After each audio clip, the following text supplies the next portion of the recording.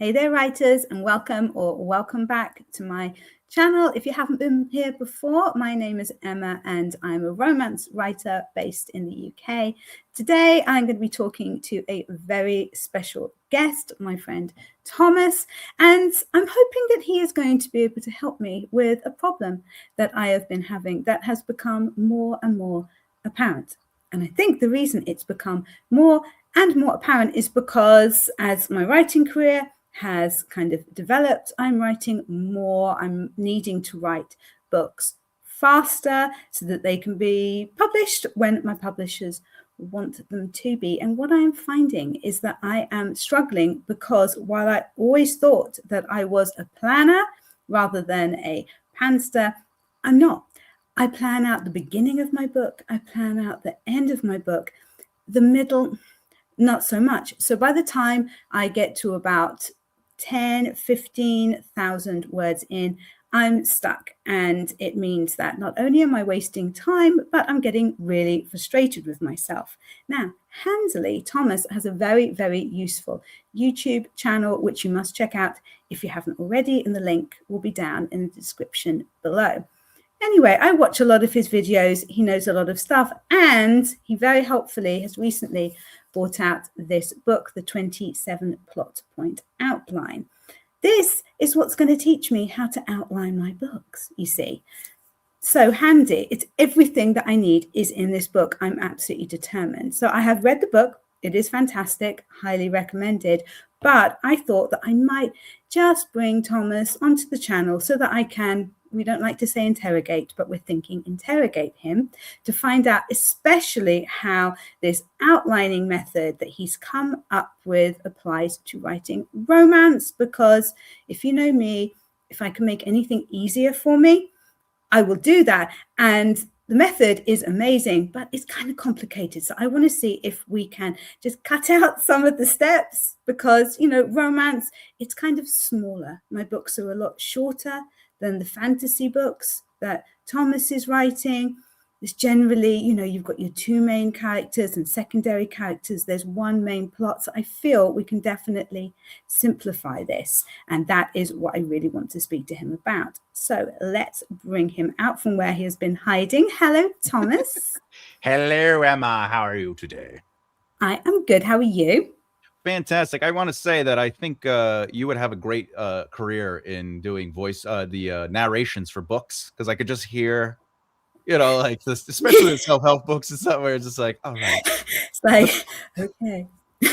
My kind of self-help, though, is, okay, everything's really, really rubbish. So you're just going to have a glass of wine and you're just going to like eat something and that will make stuff better. Just keep breathing. Yeah, which wouldn't necessarily work for everybody. Well, yeah, I mean, some people like the wine, but other people like to drink the wine. So there are two different avenues to approach. You know. I see what you did there. I see what you did there. Okay, so, right, we are going to get serious. So, your background, Thomas, why on earth are you qualified to help me with my outlining of my books? Well, obviously, it's my beard. You know, I've been growing this beard for several years now, and it comes with wisdom and intellect. I'm not sure you know this. This is a magical power that happens for Sicilians. But I've been in the industry for over 20 years. I can't even believe it. I've been in. I started as an illustrator. It's a lot. I know how old you are. It's a lot longer than 20 years. Is it now? Well, oh wow, yeah. Because all right. 1997. It's nearly 30 years. Yeah, well, that's why I said over 20. I said over 20, but like it's getting further. I think we can upgrade to almost 30. Oh, my Lord. Just to make you seem even more wisdomous. Yeah. I am Gandalf the writer. So yeah, I've always been in the writing industry, from writing screenplays to writing comics to helping people write lyrics, and all the way up into what we do here. You know, even when I had my theater, I taught a writing class for free, and there would be up to 50 people came every Wednesday. It was real fun. So I'm qualified because I immersed myself in that world and the craft itself. Basically, you know a lot. You know a lot about stories. you have a real background, which is what I'm most interested in this case, in being kind of a script doctor and actually taking narrative that isn't working.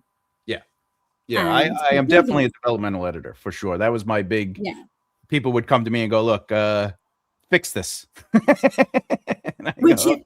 which I actually think is a lot harder to do than writing your own story, because innately we know how stories work because we've grown up consuming books and films and TV and things like that. So even if you don't know the details of exactly why this should happen in a story, when we are telling a story, we will add, at least even a simple story will add some of those highs and lows that we are used to.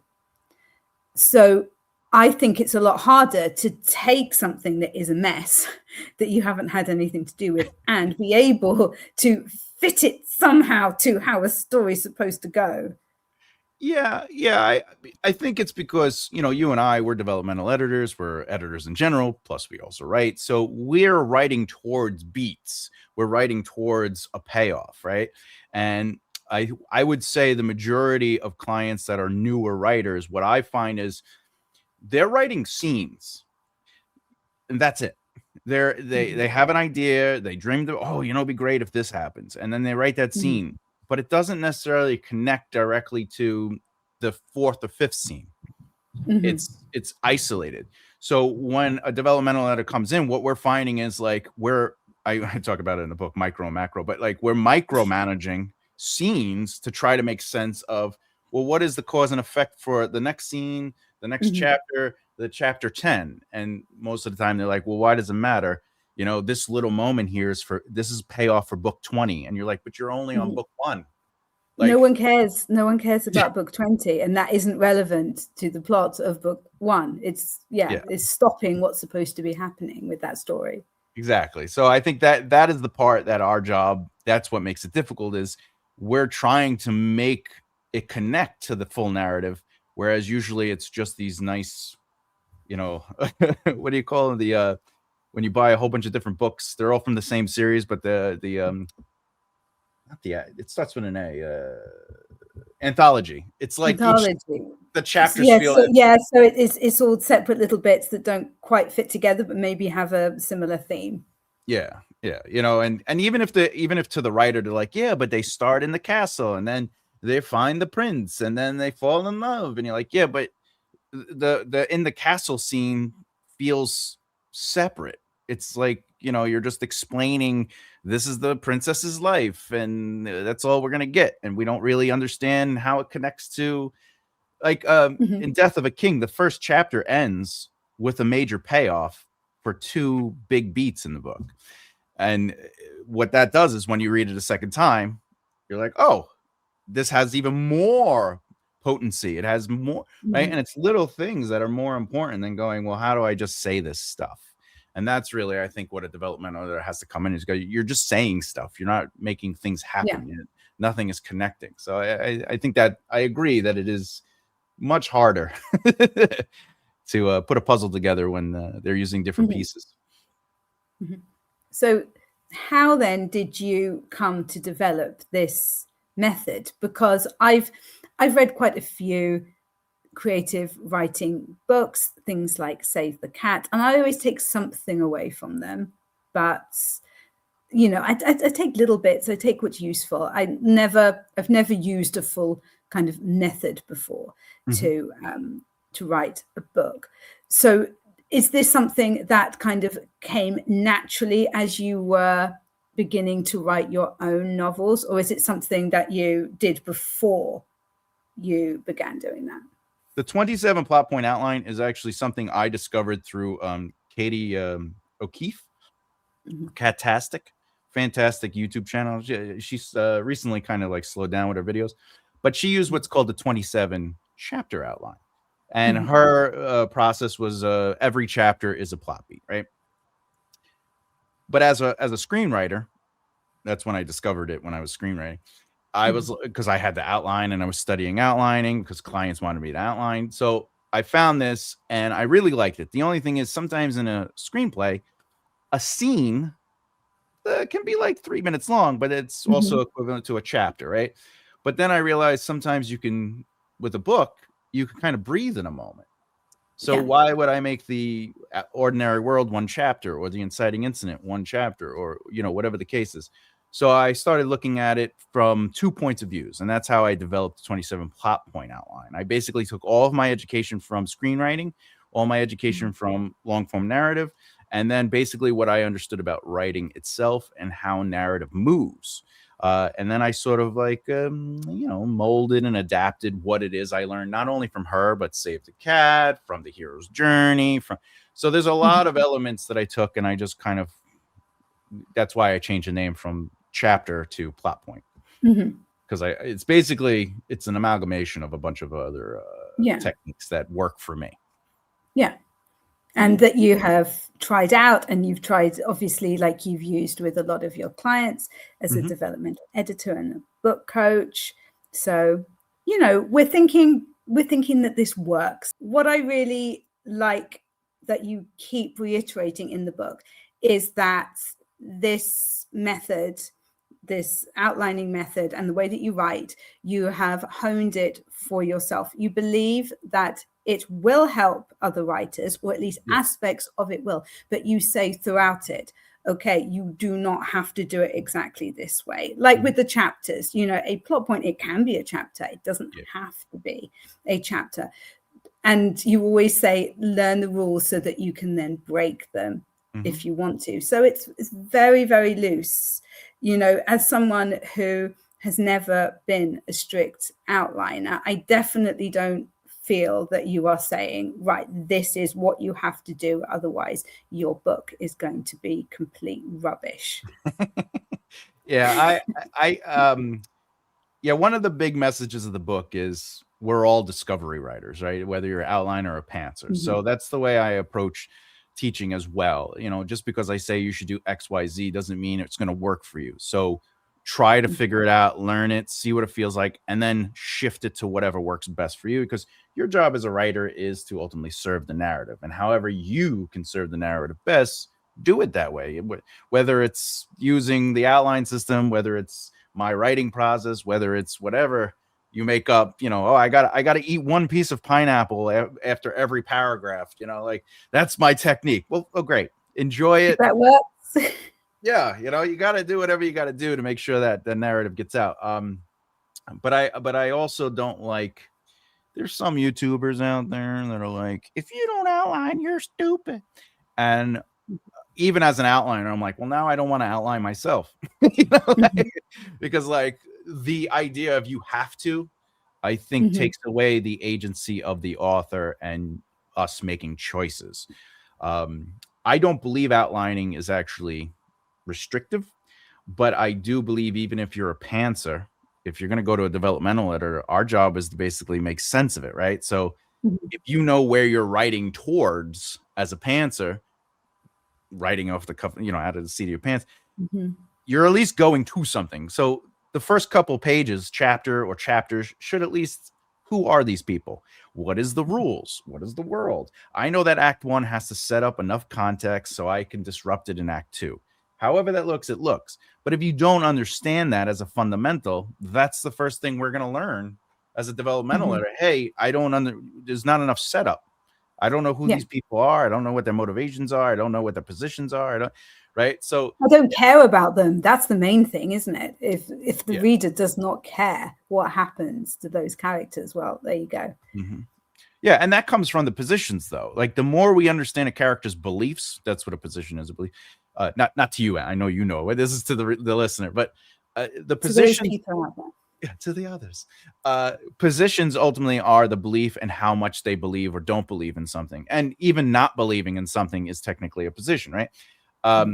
And it's us having empathy for those positions. We are like, oh, I agree, I disagree. Oh, I kind of like that. You know what? That I almost agree, and that's how we develop relationships with people in real life too. Positions are how we as readers create empathy with the characters. And the same thing as if you meet somebody and they like the Jets and you love the Jets as a football team, then you're going to be like, oh, I could be friends with this person, or at least have a conversation with them. And then through that, you develop, oh, that's why you like the Jets. That's why I like the Jets. Oh, we like, like it stems out into nuance, right? And positions create nuance and characters. And if you don't develop those positions enough, and by the way, not that you have to be like, my position is, like, you don't have to do that. But if a character is put into a position to make a choice and they choose water over, say, beer, technically you have presented a position.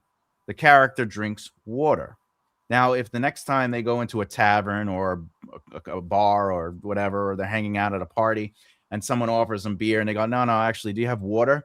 You're solidifying that position. But you have yet for the character to be like, I only drink water, right? So you don't always have to tell. You just have to show them making choices, and that develops. And then you're like, oh, I would have made that same choice. Or why aren't they drinking beer? And then you find out they're, sober for 10 years. And that's maybe a reveal in Act 2, Yeah. In this case, the reveal is that you're drinking water because you get in trouble when I see you drinking Diet Pepsi. Yeah, that's right. Yeah, there you go. That's how that works. So you you are a person who, if you are interested in a topic, you will absolutely deep dive into it, which I think is why this book works so well. But you have now honed your outlining method so much through so much practice that I have actually seen you being able to just outline a book live on YouTube like it's nothing. I think it's important that people realize that, regular humans are not going to be able to do that. Why not? From reading this book and following this method. And you have been known to do that for fun, haven't you? To just outline a random story. I practice outlining quite often, even if it's because that old issue writers have, like, I'm working on a book, but I have another book in my head because this one thing happens. Even if I'm never going to write that book, I like to outline it. And the reason I do that is because it teaches me how to look at narrative moving. Like, what is the rhythm? Doom, that doom, doom. So outlining is easy because it's just a sentence to 3 sentences, a summary. Like, I don't have to go into the small details. And if it's just like, like, for example, like if we used us, right? The summary would be two authors living on different continents, and they have a writing career. Like, that is the summary of plot point 1, the ordinary world. And then the inciting incident is, I go on to Nicole's show and talk with her, and you watch Nicole's show, and we end up meeting each other that way, and we subscribe to each other's channel. That's technically the inciting incident. It is, right? It was developing. So, like, if you can take your own life moments, you could technically break down your books as your life nodes. Me becoming a football player when I was younger, I could follow the 27 plot points to the joining football, to getting out of football, to whatever the case is. My career as an illustrator, my career as an actor, my career as a comedian, like, all those are their own stories, and there are smaller stories. So by outlining and practicing, I kind of look at things like that now. I go, oh, this is I just had an inciting incident because, like, when I started teaching at the library, I was like, hey, I want to do a class for free here. And they were like, sure. And then the person who runs the place, she came in and watched me teach, and that was technically the twist, because the inciting incident was me taking action to go say, hey, can I do it for free? The reaction to it was, yes, let's schedule something. And now I'm into the actual, whatever. And it's the long-term ramifications and reflection of it, which is plot point 4. And it's like, how am I going to teach this class? And then I take action and I teach the class. And then, what's the consequence of teaching a class? She comes in and watches, right? And then, like, it just, you can look at life that way. And it really does help you understand narrative. Okay. Because it is the entire process that you go through from beginning this outline to having a completed manuscript. It's a lot. Like, it's a lot. So, okay, so my usual process. So, okay, actually, let's go back. A good explanation of the difference between you and I. So, you have an idea for a book. You will outline the entire thing using your 27 plot point outline, a system that you developed. I have a little notebook that I will write. It would be fun if there was a heroine with blonde hair who made friends with a guy who lived across the world with an amazing beard that has magical powers. And I will leave it at that. Magical powers. Excuse me, I believe that you implied. I have magical powers. If I may, though, if you look at my, wait, where is it? The first thing on there is brainstorming. So I do exactly what you just said. I brainstorm randomly. You take it a lot further. I do take it a lot. Okay. So I would do a first draft. So I will have some notes in a notebook. I will kind of, like I say, I'll plan the beginning. I always know what's going to happen at the end. Some stuff that's going to be cute in the middle.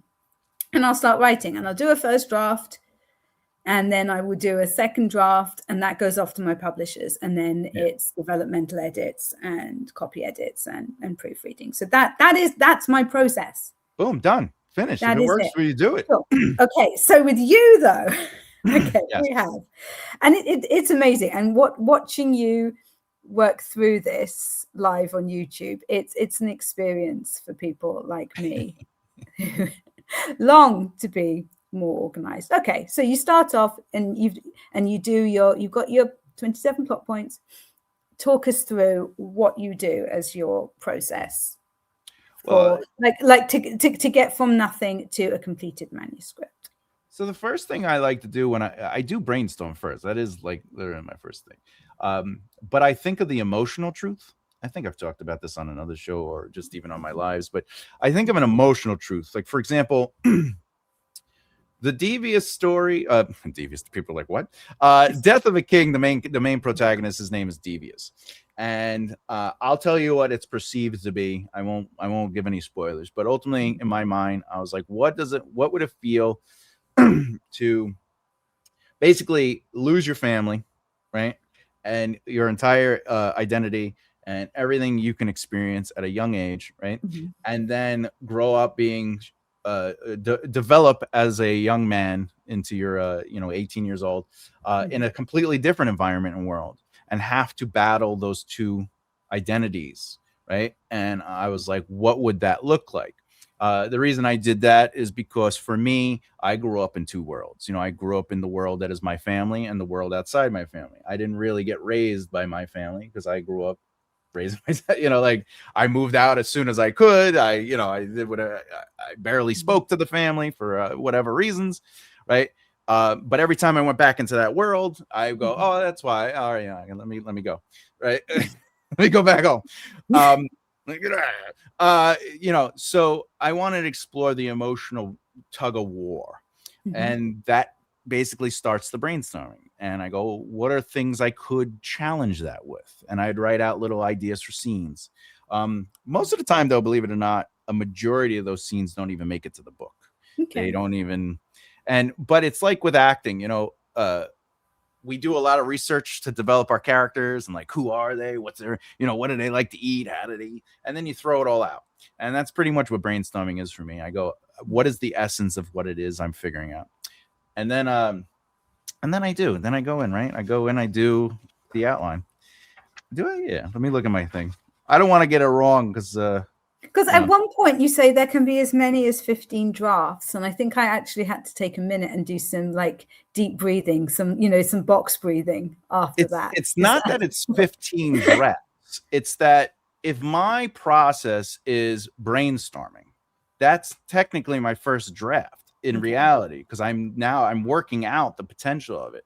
If I go to the next thing, which is character arcs and summaries, I'm not necessarily working out the entire 27 plot point yet. I'm saying, what is the arc of, like, for example, if I went to my comedy career, what would the arc be?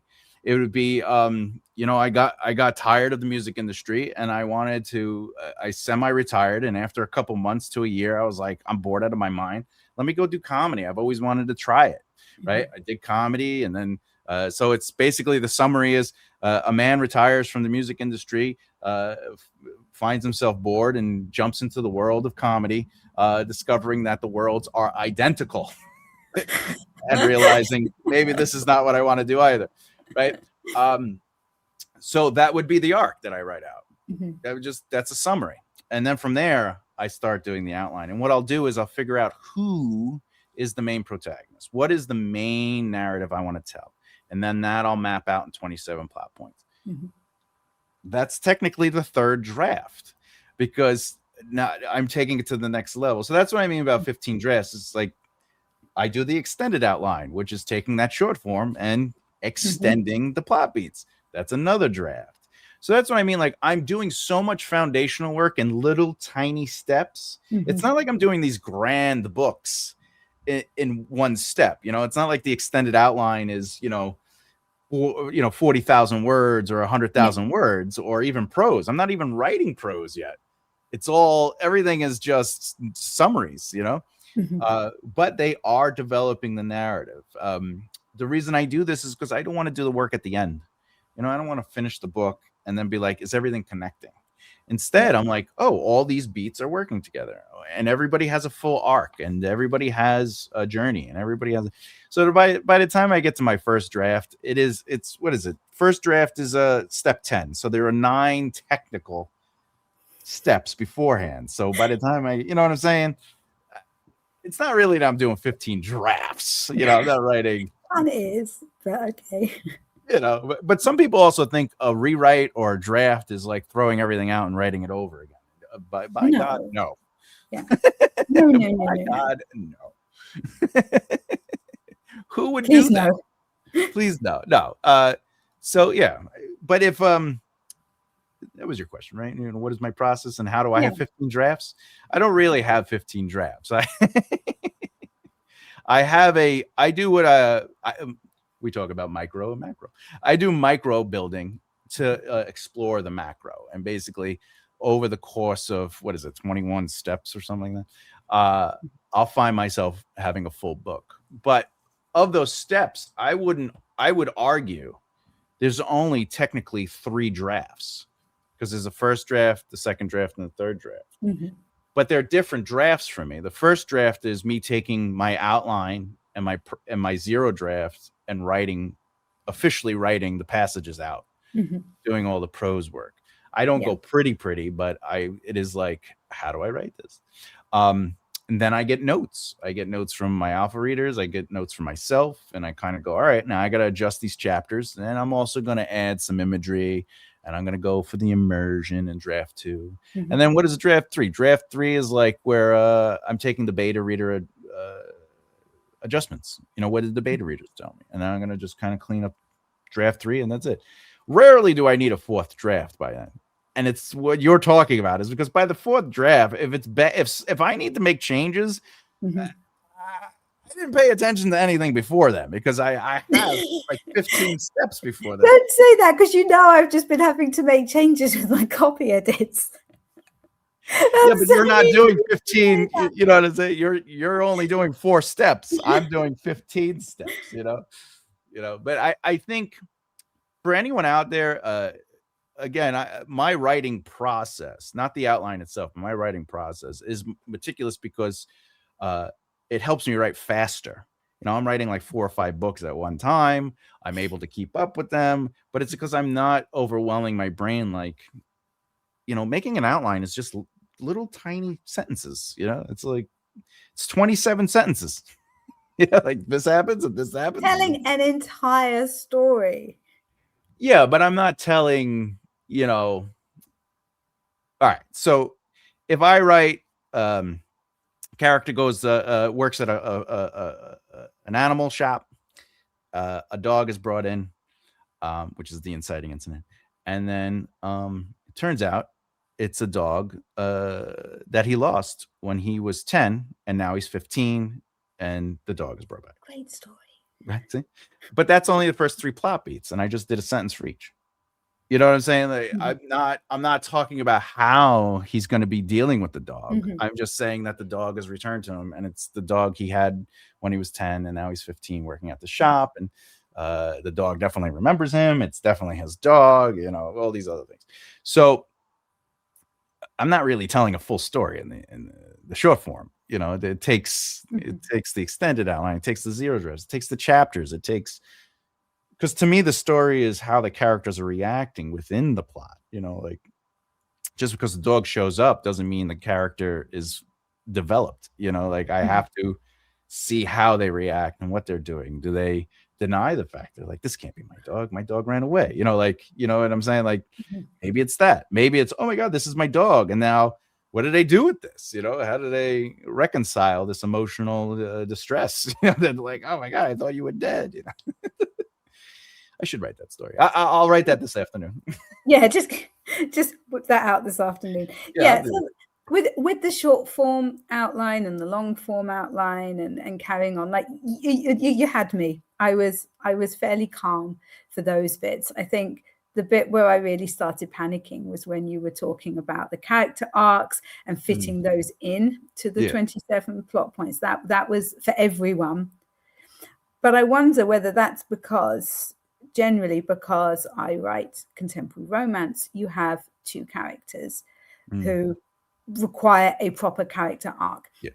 It's a little bit different now because I'm just writing my first series, so I'm having to make sure that the secondary characters, that there's enough of them, the ones that are going to go on and have their own books. But essentially there are, 2 people who require character arcs, whereas with a massive fantasy series such as Your Fine Self is producing, how many characters are in that require these arcs that need to fit, in over several books?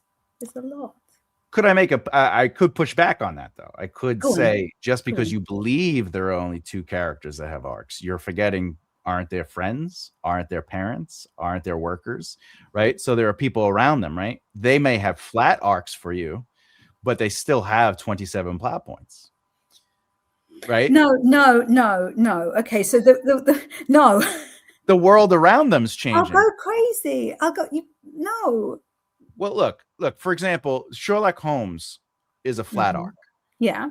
His by the end, his world changes around him, right? Because he solves the case. Yeah. But the way who's the lady who owns the place that he rents? I know who you mean. I don't know her. Not name. Adler. Adler's a love interest, but she is also a flat arc, but she technically has 27 plot points. But you don't.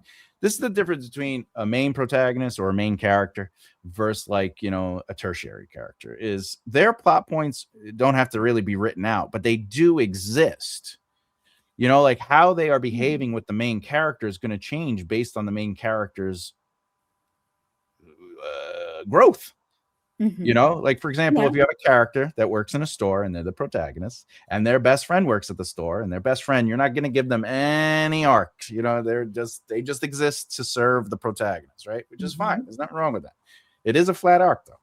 But it comes a moment where the character in your romance is like, I met a guy. And now that character is going to be like, oh my God, you met a guy. And they're either going to approve or disapprove. Yeah. And that starts influencing their flat arc because they are influencing the world around them. Right? You're not really writing that out, but because that moment happens, it technically exists. Right? You could lean into that. You could be like, how does this affect the character? You could. But even so, they are technically moving through the plot with the main protagonist.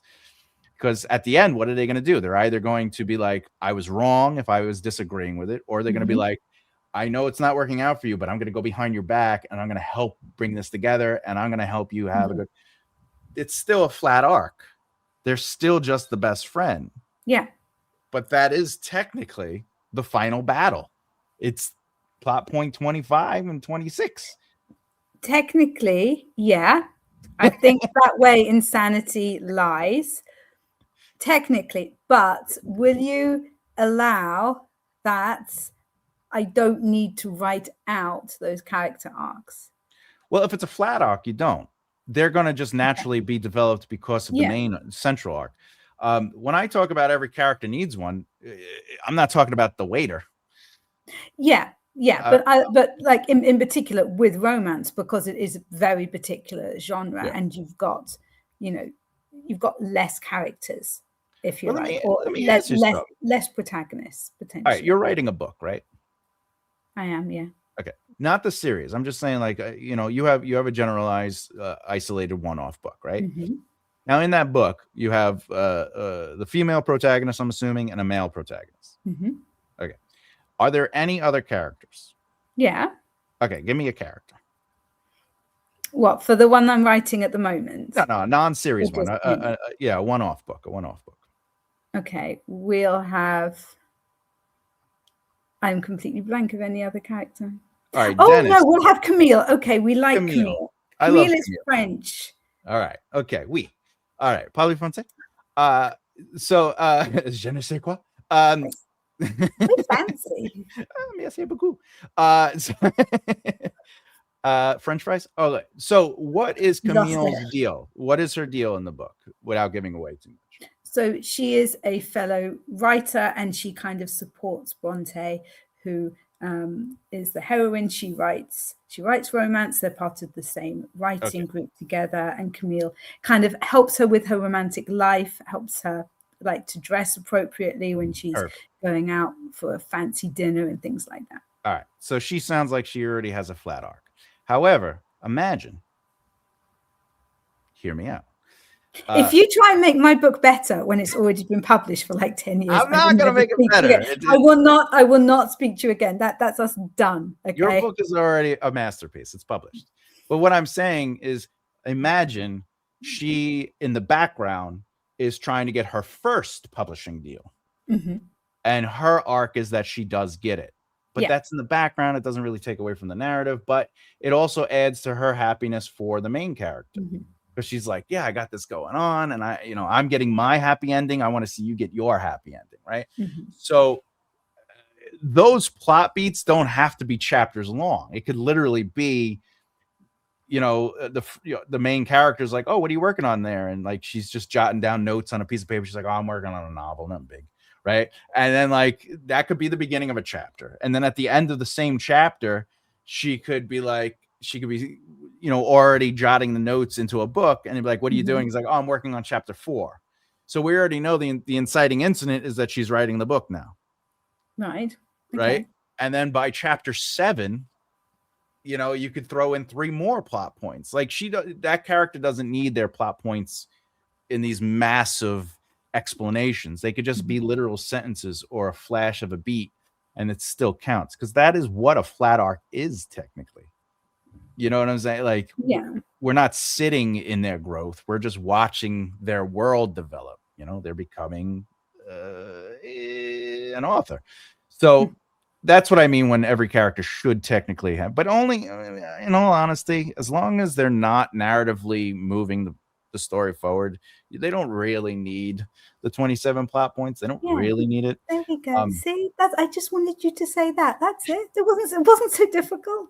Yeah. But it does elevate things. That's just, I just wanted us to get to this point, because there are going to be more in this series, and there is going to be a romance one.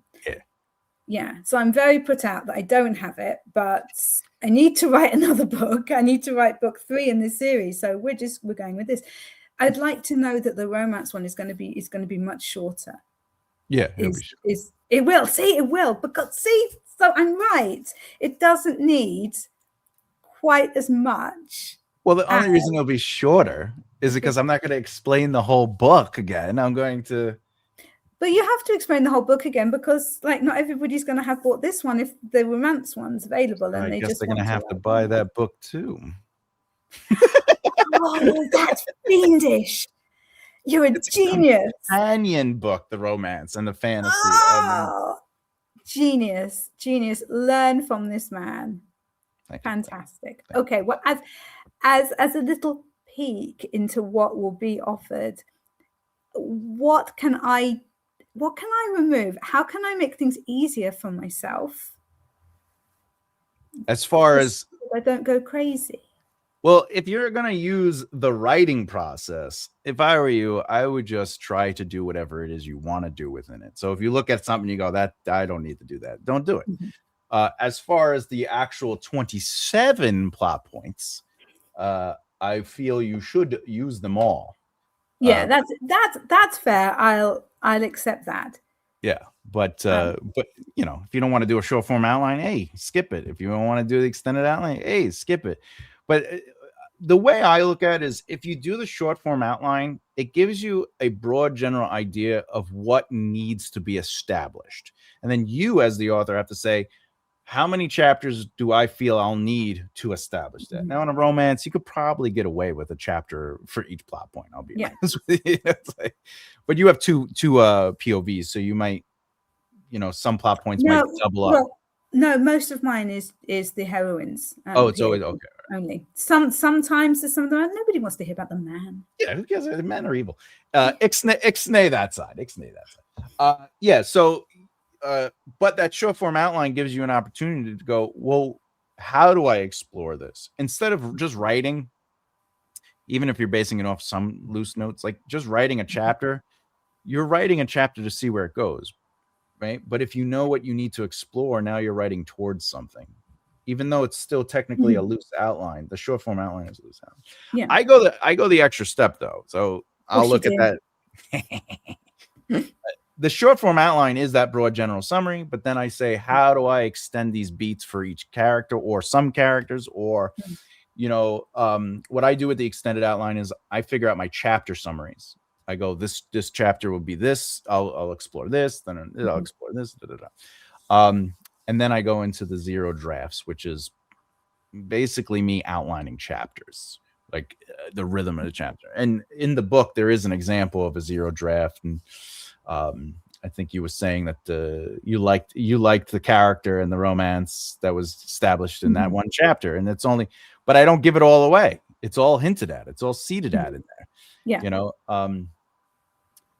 But you would probably consider that zero draft a first draft, right? Like if you were writing, you'd be like, oh, this feels like a first draft, you know.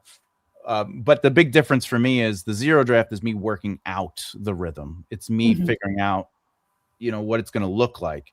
And then the first draft is when I go in and I write out passages, you know, the actual like through the POV.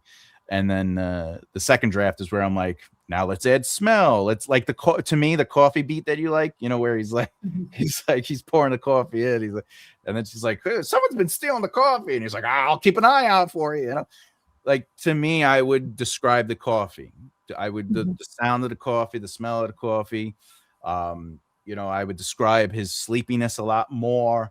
I would just, you know, I would probably give a little bit more internal processing of how annoying the character is that he's dealing with. Right. So all that would come out in the second draft, if that makes sense. Yeah. So all of those extra details. Okay. Yeah, and but you do that in your first draft. So you know, if that's how you do it, do it. But I would say try to see what it looks like. I'm going to try. Like I'm going to try it, and you will hear me complaining. It's fine. A lot. Now, it's done, but I will whinge about it. Listen, could we just put this on the record? Look, if you do this process, which I believe you will, right. And you realize, wow, I'm getting more out of it, will you accept that it works? I believe that it works anyway. Okay. I do. I just wonder whether I have the patience to do it, knowing what I'm like. I'm not saying that it doesn't work. Yeah. And what I would say to anybody like thinking about buying this book, but wondering, but I'm not really an outliner. I don't know if I want to do that. As a writer, you need to understand narrative. You need to understand how that works. Even if you read through this and you think, actually his actual method is not for me. That's not what I would do. You will learn a lot about narrative. It is worth it completely for that. Even if you don't then go on and do your zero draft, how you suggest it, and your short form outline and all of that. It's genuinely a very, very useful book for anybody wanting to learn about creative writing or improve their writing, I think. I think 75% of the book is narrative explanation. What are the beats? What do they mean? What you should be thinking about? And the last 25% is literally like my whole, it goes, this is how I outline. Yeah. That's the, so it's just showing you how I do it. But I would just for anyone, just it's not as crazy as you think. Like, I started writing a noir, and in about 2.5 weeks, I did the first. This was insane. I did the first 5 steps. I'm already on the zero drafts, and I'm on chapter 6. So that means I did the brainstorming, I did the character arcs, I did the short form outline, I did the extended outline, and now I am working on the zero drafts. So it doesn't take that long to sit in some of these steps. Brainstorming could last as long as you want it to, but I try not to get what is it called? Something paralysis, where it's like sure. Yeah, when you just kind of get stuck in it, you're just wanting to you're not wanting to get buffering zone. You're just wanting to get it down, because as you say, you can always change things. Yes. Yeah, that's what keeps me going, is because I'm not stuck on what I write. If whatever I put down, it's just helping me get to the next point. And then there's actually, in the noir, there was a certain feel to a character that's how I developed him in all the previous steps. But as I've been working on the zero drafts, I'm like, oh, there's something interesting here. I kind of like where that's going with this character. And oh, by the way, this character is doing their thing. Or here's another example: the captain in the story. In the short form and the extended outline, it's just the captain, the captain. And maybe the captain had 5 beats throughout, connected to the other characters. But once I started writing the first chapter, it's a she, it's an akid, which is like a different kind of species, right? She has a relationship with the main protagonists, not a relationship like, hey baby, but like they're friends, with the main protagonist's mother, who is now retired as a detective, right? The retired detective. So all that was discovered through the zero draft chapter, and I was like, oh. And then by the time I got to chapter, I think 3, I was like, oh, I could kind of lean into the captain a little bit with this element, and I didn't discover that in the outline, because that isn't what the outline is for. The outline is, what is this? How do I get from A to B? That's it. I just want to. Where do I start and where do I end? And so I that's why I like the zero draft, because I wouldn't discover that in the long form prose, because what would I be writing? I'd be just, let me get out the story, right? But with the zero draft, because it's not so deep and it's not like articulate and elegant and flowy, and you see, I like to write it so that it's like, it's not perfect. It's never going to be perfect, but I think that's probably the main problem that I'll have, is that instead of doing I'll try to do little points, but it'll end up. And that's fine. That's fine. Yeah. I mean, you see me live on Sundays. Occasionally I write what we would call prose. I write them pretty, and I add a little immersion. But also you'll see me go, all right, this happens and this happens, and she does this. And it's because sometimes you just want to get through the beat, and other times you want to kind of, what is the character? I want to figure out who the character is. When I was in screenwriting, I realized, once I learned how to outline, that I was missing out on a lot of stuff, because to me, I was just writing the first draft. I was just like, here's the first draft. I like what it is. And then I would read through it and just like clean things up. But I wasn't necessarily doing the work, even though I could look at other people's stuff and I could tear it apart. I could be like, this is my own stuff. I was just feeling confident about it. And it wasn't until I started outlining where I was able to slow down. And that slowing down made me actually speed up. Like I said, I'm on chapter 6, and I'm on this, and it's only less than 3 weeks. It's because you know the characters and you know the story so well before you're actually writing them. Yeah.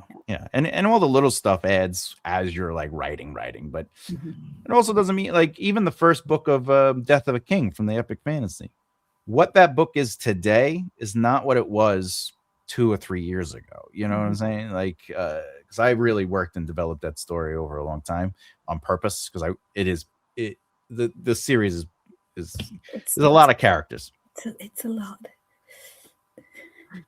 but everyone's loving it. Everybody who reads it loves it. They're Of like, course they do.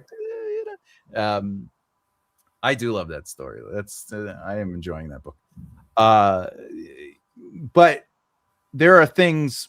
This is the short form of it. The book was originally supposed to be one book, and then now it's 5 books. And the reason it's that is because I realized the pace was off, because I was just flying through things. There was like these massive time jumps, and I'm like, you can't do this. So, like I said earlier in this interview, I look at life and I say, what did my comedian career start out? And I could see the ordinary world, the inciting incident, right? So I said, what is that? How do I look at that? So what I did was I broke up the book into 5 acts, basically. And now I got to expand the Narradita, which is Act 1, whereas before it was maybe like 3 chapters or 4 chapters. Sure. But the payoff of the end of the book is earned because we now know who the Narradita are. And I could have never gotten that if I didn't really sit in outlining, because I'd just be like, I wrote the book, it's done. You know, imagine I wrote out 100,000 words and then I go back and I go, why does it feel so fast? Yeah, I'm gonna have to rewrite the whole thing. Yeah, that would be. It was it'd be a headache, but Yeah, that wouldn't be good. but, everyone has their own method. What about the book though? Did you enjoy? And what about the book did you feel, other than like I don't want to write I told 15 you would drafts? start interviewing me. I told you. I have to. I'm curious. But what actually this forget those questions. When you were reading the book, what made you go, oh? You know, like when you were reading the Breaking Down Success book, you're like, oh, he made me. I didn't think Made me about that. think. Yeah, it was the short form outline, and I mean I've kind of seen you use it on your YouTube channel a little bit, and I've always found that very impressive how you've got it there and you're just taking each point and making more of it. But actually kind of seeing it written down and like, it's like, okay, this, if I can control myself enough to do this, this could definitely work. So we'll have to see. I'm going to do it. I'm going to make some videos about it. All right.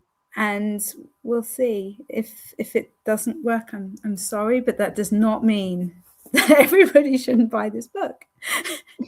That's right. By the way, while you're reading it, do you start thinking about your other books, going, what would plot point 1? What chapters would be plot point 1? No, you didn't do that? absolutely You should not. do No, that, because you know your books, so you should be like, how no, do I they're done. transform I'm those like, books? no, they're done. They're out there. You see, yeah, this is. It's not going to work. It's going to be a disaster. It's going to be a disaster. Well, I like the other video we did where you're like, how is this a first draft? This is your first book ever. I'm like, yeah, this is my first book ever. But like, that was me not using an outline. That was my rambling.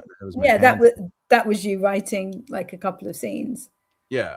And but who knows where that would have gone? It just, I needed the people in the audience to understand that they shouldn't think that their writing when they first start should sound like that. Yeah, that was 5 chapters long, that book. So, I got pretty far in that book, and then I was just like, maybe this isn't what I want. Yeah, it was, why? Because I was very self-conscious about that kind of writing, but screenwriting was so much easier because it was less, prose, and more like dialogue, and I could hear people in my head like talk. and a lot of set rules as well that you know that you can stick to, because the scene has to be so long. You have to have you need so many scenes. The whole thing needs to last. If it's a half-an-hour episode or whatever, the show that you're writing, like you've got those kind of boundaries, which I can understand how that would appeal. Maybe that's why writing romance appeals to me, is because there are certain boundaries to it, and I enjoy that. Mm-hmm. And if you write erotica, there's more bounding or binding. Is it binding? Bindings? You're Bondings? binded by restrictions or have you ever thought, why I don't can't know where you're going to go with this. No, like what, because you do write romance, but like, have you ever been like, how far could I go that way and feel comfortable writing closer to erotica without it maybe being erotica, and see if I could write those books and see if those sell? Or are you just, you're like, well, this is where I am, this is my niche? Like, have you ever had, because like me, I'm writing the noir, I'm writing the sci-fi, I write, right? Have you ever felt like you were, and this is not a negative thing, but like you're quote unquote stuck in romance because that is your strong point, and maybe you're purposefully not trying to expand, or at least maybe do romantasy, not saying to do it, or maybe like a different genre of romance? Like, you ever think about that? I think I write what I want to write. So I also write nonfiction for writers, as you know, and I write children's picture books as well. But yeah, I write what I want to write and what I have the ideas for. I guess if I had an idea for something else that I felt was big enough that would make an entire book, I might consider it, but I don't think I ever have. The ideas that I have for stories are just naturally within that niche that I work in. The romance. Have you? Yeah, it's a romance author. You know, I've written a Regency as well, which is like a little bit outside that, but it's not really. It's just fancier words and dresses. Well, it's like people say I write literature, and I don't write contemporary, and I go, but that's for the fantasy because it has the lyrical style. I said that to someone the other day who's not really a writer, and they're like, "You write literature?" And I was like, "I'm not saying my book is literature, like you know, like great literature." Yeah. It's the style in which I write is considered literature and not and they're like, right, like they just didn't, like it didn't grasp with them. But don't you, because you read outside your genre? Yeah, a lot. Right? And don't you ever get like those like you start seeing no. Really? No, it's always romance. Interesting. And that's always been the ideas that have come to me before I was writing. If I had kind of ideas of stories, it would always be romance. Well, it's because you're romantical, you know, like you have a romantic energy about you, you know, where you romanticize the writing world, you romanticize life. Exactly. Yeah. It's all there, very, very concentrated. Yeah. Coming out in these books. And how does writing romance influence your life in general? Like how you look at things and how you look at people and relationships. And why are you interviewing me? Stop interviewing me. Because I about your book. It is too. It's what you always do. No, it's not. It is, because it's going to be. I was going to lead it back. Wait a minute. We have a tab in there. What's the tab for? I can't remember. I think I was trying to be like fancy and using. There's only one tab though. I'm a little upset about that. Yeah, but then I think I lost the tabs. Didn't you highlight a lot? I did. So I think what happened was I found these tabs and I was like, oh, those are so fancy, I'm going to use tabs. And then I lost them. Yeah. When I'd only used one. So I don't think that that's particularly like a momentous moment that I needed to make sure I could get to. I think it's, just that I then lost them again. Well, what makes you highlight something?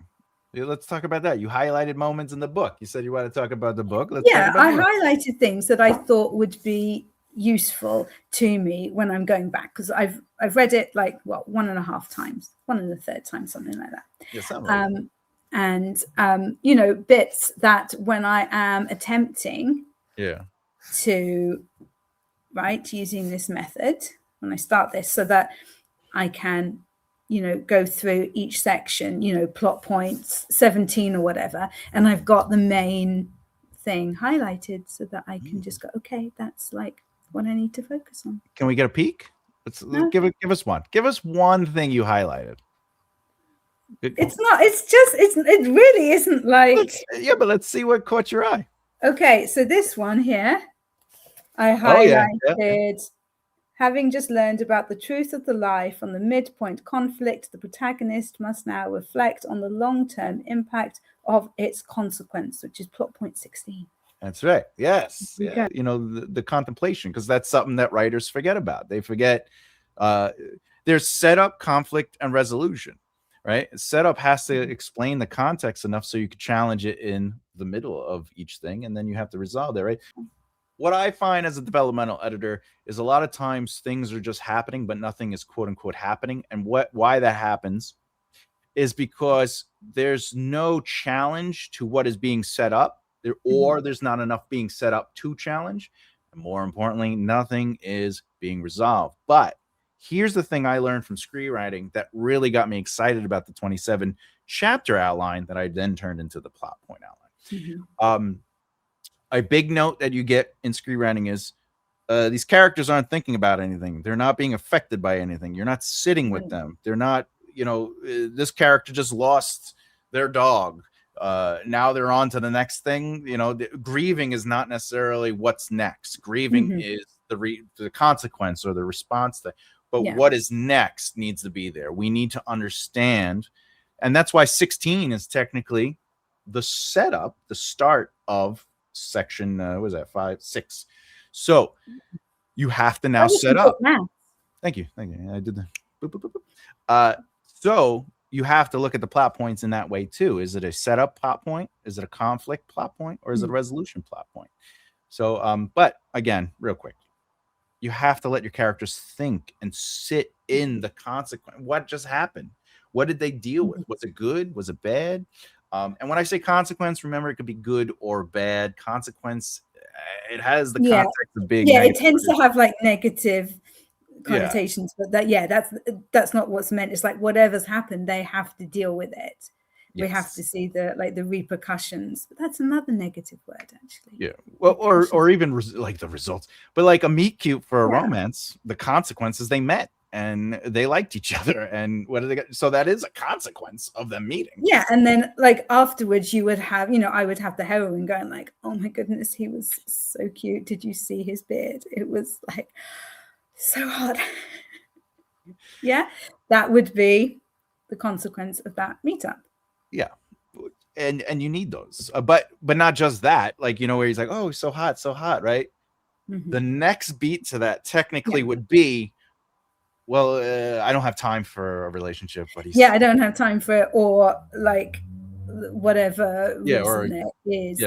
Maybe he's not good. Maybe I'm not good enough for him, or whatever. You have to create like what is it called? What is it in the Save the Cat? It's called, or no, the hero's journey. It's called refusal to act or something like that. Yeah, something like that. But that is a breathing beat. It's I just had this experience. It was lovely. What do I do with this? Like, I have a life. This is me thinking about it.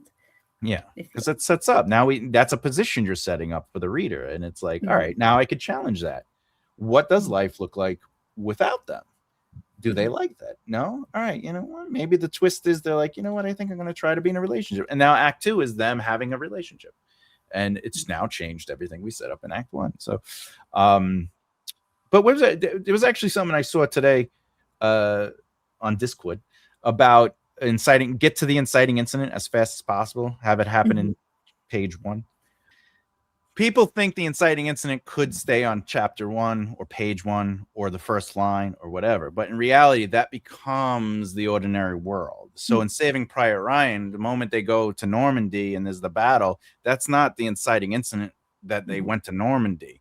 It's also not the inciting incident that Tom Hanks is walking around, doing what he's doing. Oh, I got an order. I got to go. No, the inciting incident is technically the brothers died on the ship.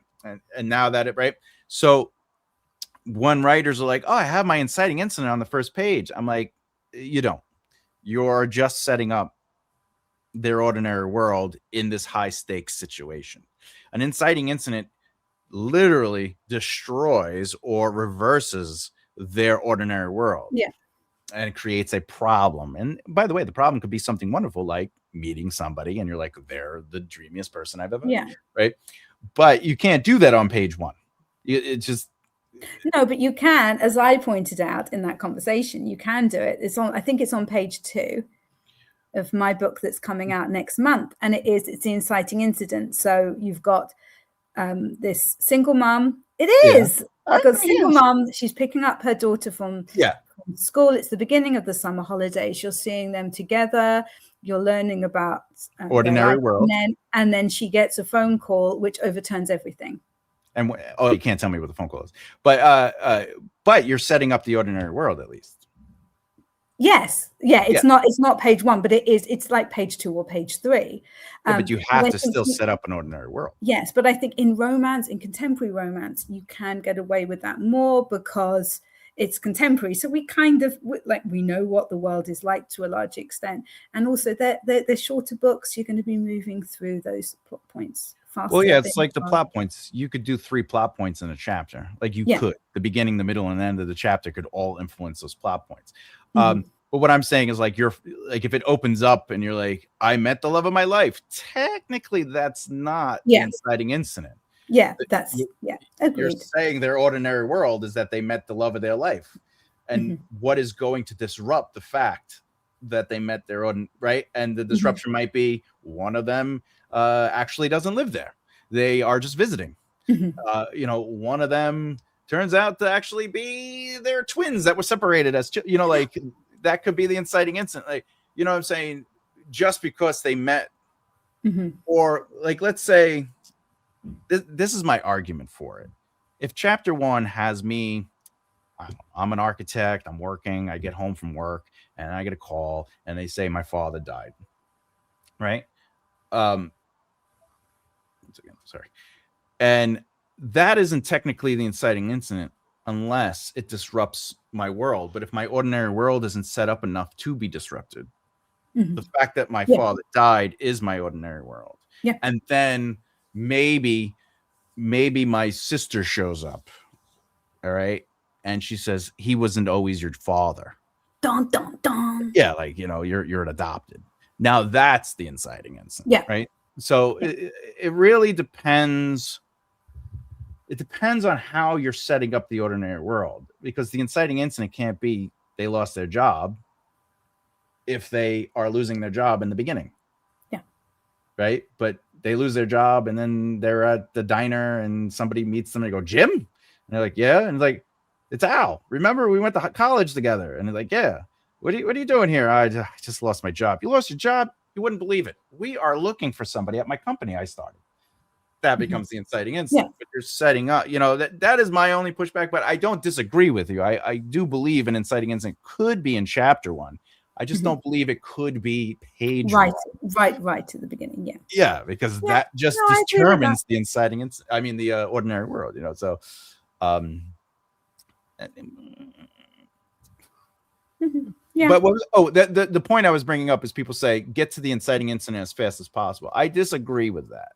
I think that's missing nuance to the advice, because nowadays it's all about get through, just have dialogue, don't worry about description. Look at all these words.